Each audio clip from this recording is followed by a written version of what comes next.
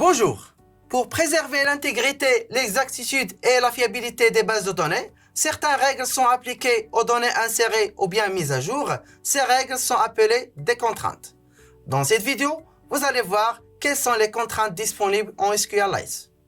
Alors l'objectif principal des contraintes, c'est de limiter les types de données, donc des types de données insérés dans une colonne.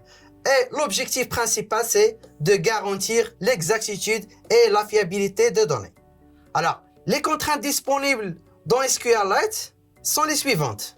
Donc, la contrainte not null, la contrainte default, la contrainte unique, contrainte check, primary key et foreign key. Dans cette vidéo, nous allons voir not null et default. La contrainte not null. Donc, cette contrainte est utilisée pour empêcher les valeurs nulles. Ça veut dire rendre une colonne obligatoire.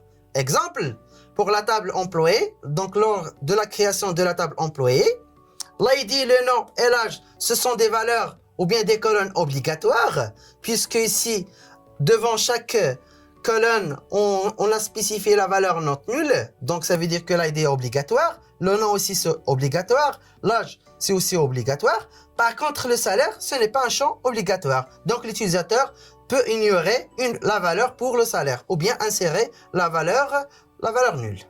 La deuxième contrainte, c'est la contrainte default. Donc, cette contrainte permet d'insérer des valeurs par défaut. Donc, lorsque l'utilisateur insère des données dans une table et lorsque cette valeur est nulle, donc l'utilisateur ou bien le système de gestion base de données utilise la valeur par défaut. Exemple, pour la table employée, donc on a deux colonnes, la colonne âge et la colonne salaire. Ces deux colonnes contiennent des valeurs par défaut. Donc, la valeur par défaut 18 pour l'âge et la valeur par défaut 7000 pour le salaire. Donc, pour spécifier, il suffit d'écrire default espace la valeur 18. La même chose pour le salaire, default espace 7000. Donc, lorsque l'utilisateur ne spécifie pas des valeurs pour l'âge et le salaire, donc les valeurs 18 et 7000 sont insérées dans les colonnes âge et le salaire. Vous avez vu comment empêcher les valeurs nulles, ainsi utiliser les valeurs par défaut lorsque l'utilisateur ne les a pas spécifiées. Dans les prochaines vidéos, nous poursuivrons notre discussion sur les contraintes. Merci pour votre attention et à la prochaine.